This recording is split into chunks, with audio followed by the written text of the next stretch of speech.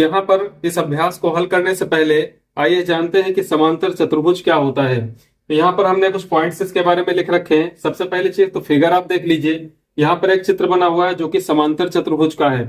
अब समांतर चतुर्भुज से पहले यदि चतुर्भुज को जानते हैं तो चतुर्भुज का मतलब होता है चार भुजाओं से घिरी आकृति, यानी कि ऐसी आकृति जिसमें चार भुजाएं होती हैं तो उसको हम चतुर्भुज कहते हैं। अब चतुर्भुज के भी कई प्रकार होते हैं, जिसमें से आपका वर्ग आएगा, आयत होगा, समचतुर्भुज होगा और एक समांतर चतुर्भुज होता है। तो यहाँ पर आप ध्यान रखिए कि जो वर्ग, आयत और समचतुर्भुज होते हैं वो भी एक प्रकार से समांतर चतुर्भुज का ही रूप होते हैं, यानी कि एक प्रकार से वो समांतर चतुर्भुज ही होते हैं।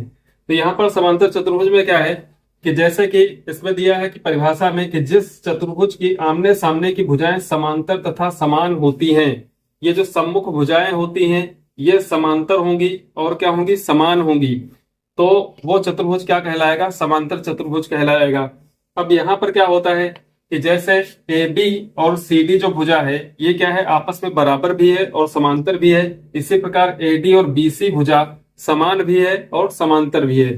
तो जो सम्मुख भुजाएं समांतर हो और समान हो तो वह आकृति जो कहलाएगी समांतर चतुर्भुज कहलाएगी। अब यहाँ पर क्या होता है कि एक लंब डालते हैं, एक लंब डालते हैं, तो जिस भुजा पर लंब डालते हैं वो आधार कहलाता है और जो लंब वाली होती है साइड ये इसके संगत ऊंचाई कहलाती है। तो यहाँ पर कुछ पॉइंट्स भी है कि जैसे विकर्ण जो है समद्विभाजित करते हैं। समांतर चतुर्भुज के जो विकर्ण होते हैं जब आप खींचेंगे, जैसे ए से सी को मिलाएं और बी से डी को मिलाएं तो ये एक दूसरे को समद्विभाजित करेंगे। विकर्ण समान नहीं होते हैं, वो एक दूसरे को समद्विभाजित करते हैं। जैसे मान लीजिए ए से सी तक की दूरी जो है वो 10 सेंटीमीटर है और बी से डी तक की दूरी 8 सेंटीमीटर है, तो जो 10 वाला विकर्ण है वो 5-5 में विभाजित हो जाएगा और 8 वाला विकर्ण है वो 4-4 में विभाजित हो जाएगा। तो विकर्ण एक दूसरे को समद्विभाजित करते हैं, विकर्ण समान नहीं होते हैं। दूसरा क्या है कि सम्मुख कोण समान होते हैं। सम्मुख कोण का मतलब जो आमने सामने के कोण होते हैं ये आपस में क्या होते हैं, समान होते हैं। अगला पॉइंट दिया है कि विकर्ण सम्मुख कोणों को समद्विभाजित करता है। यदि मान लीजिए आप एक विकर्ण खींच देते हैं तो जितना अंश इस कोण का माप होगा, कोण बी का माप जितना होगा, मान लीजिए 100 अंश यदि है तो 50-50 में डिवाइड हो जाएगा। और यहाँ पर भी क्योंकि सम्मुख कोण समान होते हैं तो ये आपस में क्या होंगे, विकर्ण इनको समद्विभाजित करते हैं।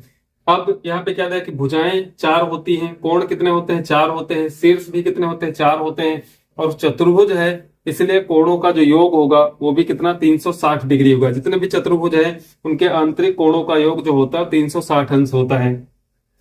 इसके बाद यहाँ पर दिया कि वर्ग, आयत, समचतुर्भुज सभी समांतर चतुर्भुज का एक रूप होते हैं, यानी कि एक प्रकार होते हैं उसी का। वर्ग, आयत भी क्या है, एक प्रकार का समांतर चतुर्भुज है, वर्ग भी एक प्रकार का समांतर चतुर्भुज है।